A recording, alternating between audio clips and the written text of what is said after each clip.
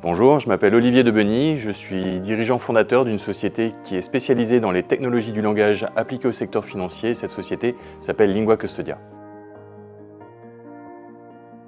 Alors, notre société propose aux institutions financières une plateforme sur laquelle sont disponibles différents types de services faisant appel aux technologies de traitement automatique des langues et à l'IA générative, et en particulier de la traduction automatique spécialisée, de la transcription automatique et surtout de l'extraction d'informations, de textes que l'on peut questionner en langage naturel.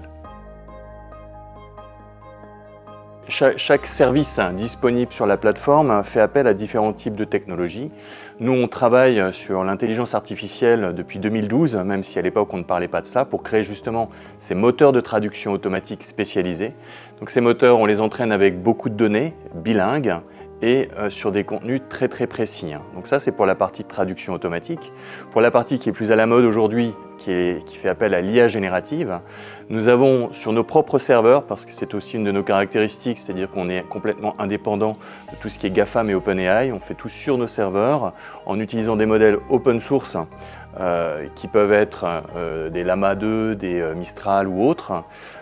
Ces modèles, on peut travailler selon le cas d'usage à les fine-tuner, c'est-à-dire à les entraîner davantage pour une tâche bien précise ou pour un type de langage bien précis.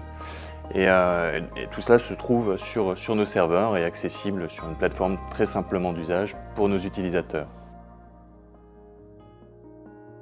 Alors, les sujets d'enjeu, du fait de la nature de nos clients, qui sont des institutions financières, il y a une grande sensibilité, ce sont des acteurs réglementés, et donc il y a une grande sensibilité sur la nature de la donnée qu'ils peuvent partager notamment avec nous.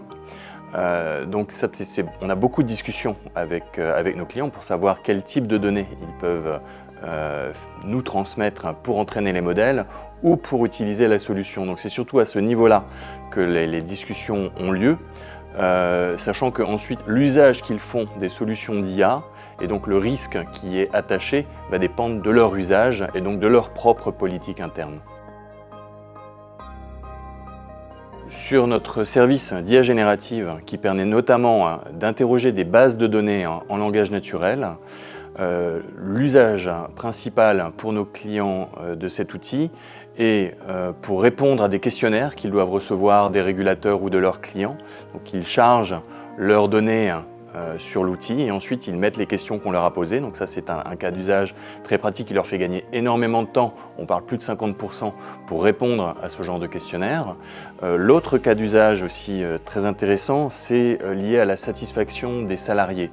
Parce qu'on peut charger également des procédures et des directives que les salariés pourront interroger avec un chatbot intégré à la plateforme. Et là, on parle plus en termes d'indicateurs de niveau de satisfaction des salariés qui peuvent facilement augmenter de 30% d'une année sur l'autre parce que c'est très facile désormais de savoir comment on peut trouver des informations liées à son épargne retraite ou comment prendre des vacances, etc. grâce à cette solution accessible en single sign-on pour tous les salariés de la banque.